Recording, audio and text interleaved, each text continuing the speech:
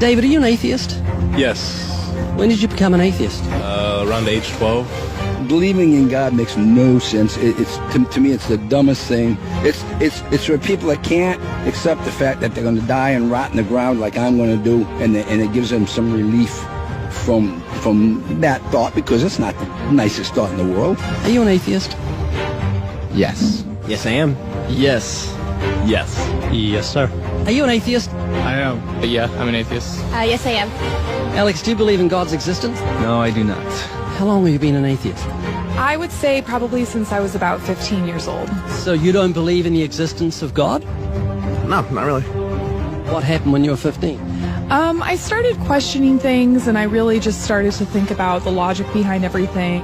For the most part, we are not shown the evidence for there being a higher power. If we were, I almost guarantee that almost every atheist would immediately agree to there being a higher power. Are you atheists? Yes. Why? Well, I just haven't seen enough evidence, I suppose. I grew up in a Christian family, and just over the few years during high school and as I grew up, I just realized that there wasn't a lot of evidence to support that belief system. Are you open to evidence? I think I am open to evidence. It just would have to be extraordinarily compelling, like out of this world compelling. If you could be given evidence, reasonable evidence, would you listen to it? Yeah, I would. You're someone who has no faith or no belief in a higher power or a creator, but if you were shown evidence, you would change your mind because you're open. Absolutely. Flick through the pages of the book I just put on your lap, look at the color pictures, and I'll ask you a question.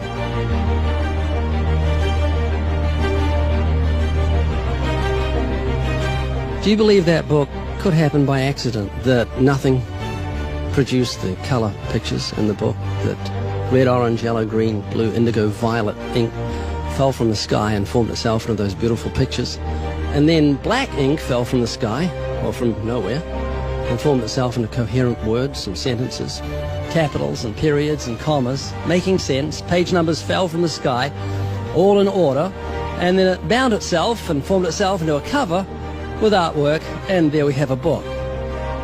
Obviously, intelligent design designed the book. Wouldn't that be correct? Yeah. Can you see where I'm going with this? Yeah. Tell me, what is DNA? What is it? Deoxyribonucleic acid. And it's what makes up our bodies and our cells and everything that makes us who we are. DNA is like our biological code, kind of like binary zeros and ones. Information about us, who we are, what makes us us, parts of us, how we look, how we're built, everything like that. Your genes instructed your cells how to make your eyes and what color your eyes should be, and your hair and your height and your personality. Scientists call it the instruction book for life. Basically. Everything that you are or ever will be made of starts as a tiny book of instructions found in each and every cell. Every time your body wants to make something, it goes back to the instruction book, looks it up, and puts it together. The book of you would have 46 chapters, one for each chromosome. Each of our book's 46 chapters is between 48 and 250 million letters long. That's 3.2 billion letters total. This is the secret language of DNA. This is the book of life. Instruction book for life. Yes. Instruction book for life. Yes. DNA is made up of genes, and genes give instructions to the cells as to how your body should grow. Did you know that those instructions, the instruction book of your DNA, just your DNA, was laid out end for end, would go to the sun and back a number of times? That book of instructions is so comprehensive. DNA is the genetic information encoded in the cell of every living thing that instructs our cells how to grow and how to function. It's our genes that determine whether our skin will be dark or light, have brown or blue eyes, or red or green or yellow, have red hair, be brunette or blonde, be tall or not so tall, or the color of our feathers if we're a bird. Whether we're humans, fish, animals, insects, or plant life, the way our bodies look and operate has all been pre-written in the amazing book of our DNA. What do you think the mentality of someone who believes a book fell together without a bookmaker? Well, they would be crazy. Do you think a book could make itself? No, I don't. Of course not. No. Utterly impossible. Yes. If anything can happen by accident. I mean, from nothing. Wow. couldn't happen, could it? I don't think so. It'd be impossible. It would be like saying an explosion caused everything that makes a 747 airplane to all just come together by accident without some intelligent thought behind it. That's a good point. Do you believe DNA happened by accident? No, I think that it developed over the course of many, many millennia of evolution and development. DNA exists in every living thing. Its origins don't matter. The fact that there is intelligent information tells us there must be an intelligent designer. Is this making you think? It is, and I do think about it from time to time. It's just, yeah, it's complicated, definitely. Well, DNA's complicated, but the point I'm trying to make is very simple. Book designer or bookmaker, DNA, intelligent designer. God. Does that make sense? Yes. You an atheist? I am. What would you think of the mentality of someone who thought a physical book could make itself? I think that'd be silly. Of course it can't make itself. What would you think of the mentality of someone who believed the instruction book for life, DNA, made itself? I think it'd be silly as well. It would need investigation. That's atheism. Absolutely. And what would you think of the intelligence of someone who believed the instruction book for life made itself? Low intelligence level. DNA happened by accident? Probably not too smart. DNA couldn't make itself. It's impossible. Does that make sense? Yes. Is this making you think? Yes. And what would you think of the person who believed that DNA, the instruction book for life, happened by accident? Because we're not just talking about human beings, we're talking about every form of life. Fleas, cats, dogs, elephants, cows, horses, trees, plants, everything has DNA, the instruction book for life. Which makes the book in your hand just seem feeble compared to the infinite intelligence that must have put the instruction book for life together. Can you see what I'm saying? Yeah. Do you believe DNA happened by accident? I believe it could. Explain it to me, how a program could make itself out of nothing on how to make a human eye, giraffe size, elephant size, cats, dogs, puppies, flowers, birds, trees. Every living thing has DNA that's so complex, it's mind-boggling. It must have been a genius beyond any human reasoning that put it together. And to say it happened by chance is infinitely sillier than saying a physical book happened by chance. All I'm doing is reasoning with you. I'm not arguing. I don't want to win an argument. I'm just saying I want you to concede something that's absolute common sense.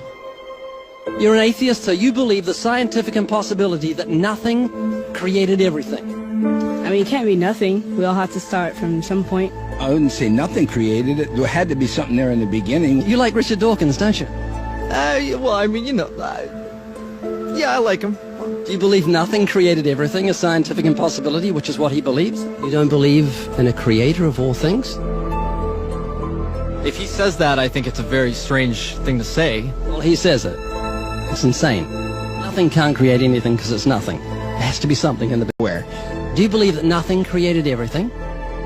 No, because nothing can perform actions. That makes no sense. It's a default position. If you're saying nothing created everything, then you're agreeing with Richard Dawkins. You're mischaracterizing Richard Dawkins, because Richard Dawkins, I'm sure he didn't say that. That seems ridiculous. Professor Richard Dawkins, arguably the world's most high-profile atheist, believes that in the beginning there was nothing, and that nothing created everything.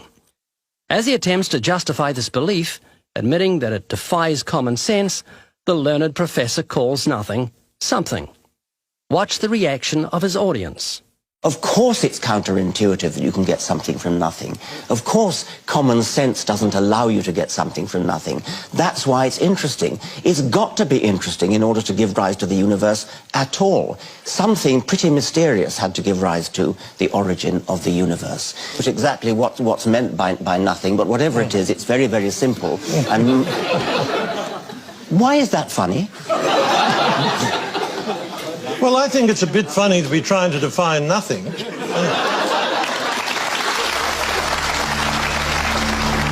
Richard Dawkins, I'm sure he didn't say that. That seems ridiculous.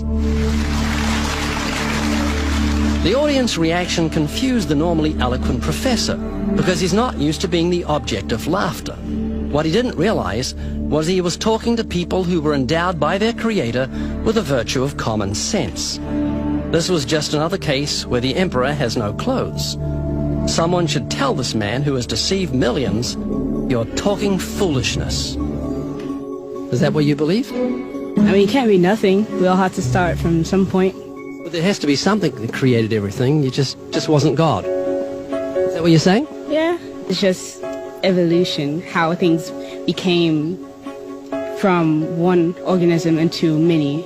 But that doesn't solve your dilemma of the initial cause.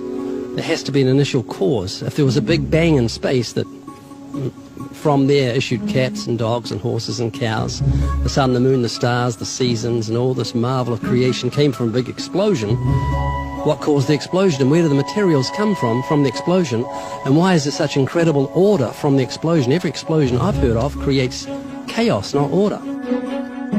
That makes sense? Oh, yeah.